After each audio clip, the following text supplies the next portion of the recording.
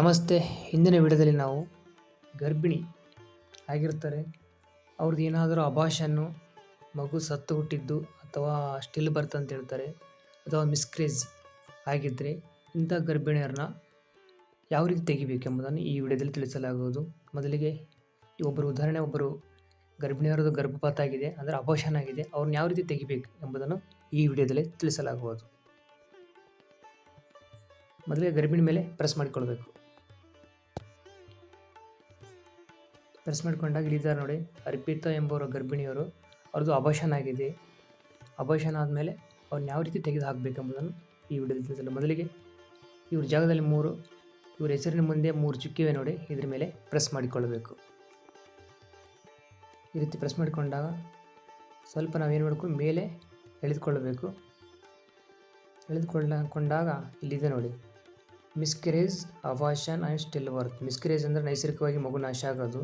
Abortion ಅಂದರೆ abortion ಮಾಡೋದು 20 ವಾರಗಳಲ್ಲಿ ಅಂತೇಳಿ. ಸ್ಟಿಲ್ ಬರ್ತ್ ಅಂದರೆ ಮಗು ಸತ್ತು ಹುಟ್ಟಿರುತ್ತದೆ.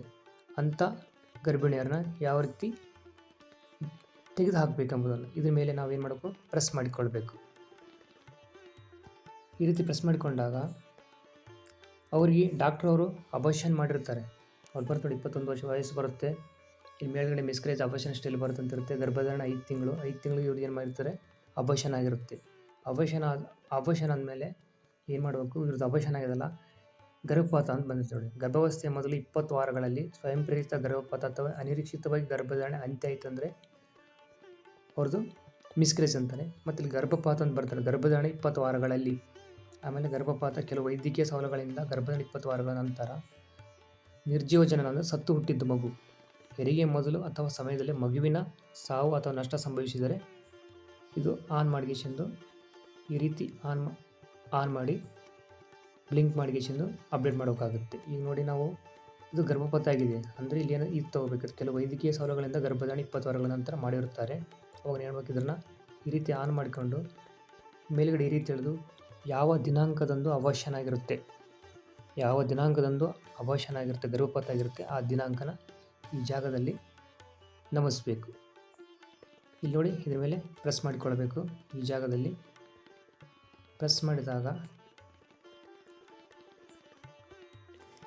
ಪ್ರೆಸ್ ಮಾಡಿದಾಗ ಗರ್ಭಪಾತ ಆದ ದಿನಾಂಕ ಏನಂದರೆ ಇಲ್ಲಿ ಏನಿದೆ ಅಂದರೆ 10/1/2026 ಇದೆ. ನಾವೇನು ಮಾಡಬೇಕು, 10/1 ಅಂದರೆ ಇದೇ ತಿಂಗಳಿದೆ ನೋಡಿ, 10ನೇ ತಾರೀಕು 1ನೇ ತಿಂಗಳ ಮೊದಲು 10 ಅಂತೇಳಿ ಸೆಲೆಕ್ಟ್ ಮಾಡಿಕೊಳ್ಬೇಕು.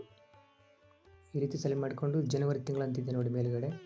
ನಂತರ ಏನು ಮಾಡಬೇಕು, ಓಕೆ ಅಂತಿದೆ ನೋಡಿ, ಓಕೆ ಮೇಲೆ ಪ್ರೆಸ್ ಮಾಡಬೇಕು. ಈ ರೀತಿ ಪ್ರೆಸ್ ಮಾಡಿದಾಗ ಇಲ್ಲಿ ಸಲೀಸು ಅಂತೇಳಿ ಬರುತ್ತೆ ನೋಡಿ, ಸಲೀಸು ಮೇಲೆ ಪ್ರೆಸ್ ಮಾಡಬೇಕು. ದುಡಿ ಕಾಣಬೇಕು. ಇಲ್ಲೇನು ಫಲಾನುಭವಿ ವಿವರಗಳನ್ನು ಫಲಾನುಭವಿ ಪಟ್ಟಿಯಿಂದ ತೆಗೆದುಹಾಕಲಾಗುತ್ತದೆ, ನೀವು ಮುಂದುವರೆಯಲು ಖಚಿತವಾಗಿ ಬಯಸುವಿರ ಅಂತ ಕೇಳುತ್ತೆ. ಇಲ್ಲಿ ನೀವೇನು ಮಾಡಬೇಕು, ಇಲ್ಲ ಅನ್ನಬಾರ್ದು, ಇಲ್ಲಿ ಹೌದು ಅಂತೇಳಿ ಪ್ರೆಸ್ ಮಾಡ್ಕೊಳ್ಬೇಕು. ಇಲ್ಲಿ ಹೌದು ಅಂತಿದೆ ನೋಡಿ, ಹೌದು ಮೇಲೆ ಪ್ರೆಸ್ ಮಾಡಬೇಕು. ಈ ರೀತಿ ಪ್ರೆಸ್ ಮಾಡಿದಾಗ ನಮಗೆ ಇಲ್ಲಿ ತೋರಿಸ್ತೀವಿ ನೋಡಿ, ನಿಮ್ಮ ವಿನಂತಿಯನ್ನು ಯಶಸ್ವಿಯಾಗಿ ಸಲ್ಲಿಸಲಾಗಿದೆ. ಫಲಾನುಭವಿಯ ವಿವರವನ್ನು ಶೀಘ್ರದಲ್ಲೇ ಫಲಾನುಭವಿಗಳ ಪಟ್ಟಿಯಿಂದ ತೆಗೆದುಹಾಕಲಾಗುತ್ತೆ. ಹೆಸರು 10/1/2026 ಅರ್ಪಿತಾ, ಕ್ರಿಯೆ ಪ್ರೊಫೈಲ್ನಲ್ಲಿ ತೆಗೆದುಹಾಕಿದೆ. ಇಲ್ಲಿ ಫಲಾನುಭವಿ ಪಟ್ಟಿಗೆ ಹೋಗಿ ಅಂತಿದೆ ನೋಡಿ, ಇದ್ರ ಮೇಲೆ ಪ್ರೆಸ್ ಮಾಡಿಕೊಳ್ಬೇಕು. ಈ ರೀತಿ ಪ್ರೆಸ್ ಮಾಡಿಕೊಂಡಾಗ ಆಟೋಮೆಟಿಕ್ ಈ ಗರ್ಭಿಣಿಗಳಿಂದ ಹೋಗುತ್ತೆ. ಇಲ್ಲಿ ಜಾಗ ಹೋಯ್ತು ನೋಡಿ, ಈ ಜಾಗದಲ್ಲಿತ್ತು ಅರ್ಪಿತ್ ಅಂತೇಳಿ ಅವರು ತೆಗೆದುಹಾಕಲಾಯಿತು. ಈ ರೀತಿಯಾಗಿ ಗರ್ಭಿಣಿಯರು ಸ್ಟಿಲ್ ಬರ್ತ್ ಮಗು ಸತ್ತು ಹುಟ್ಟಿದರೆ, ಅಬಾರ್ಷನ್ ಆದರೆ, ಮಿಸ್ಕರೇಜ್ ಆಗಿದ್ದರೆ ಯಾವ ರೀತಿ ತೆಗೆದು ಹಾಕಿಕೊಳ್ಳಬೇಕೆಂಬುದನ್ನು ಈ ವಿಡಿಯೋದಲ್ಲಿ ತಿಳಿಸಲಾಗಿದೆ. ಮತ್ತೊಂದು ಮುಂದಿನ ವಿಡಿಯೋದಲ್ಲಿ ಭೇಟಿಯಾಗೋಣ. ನಮಸ್ತೆ.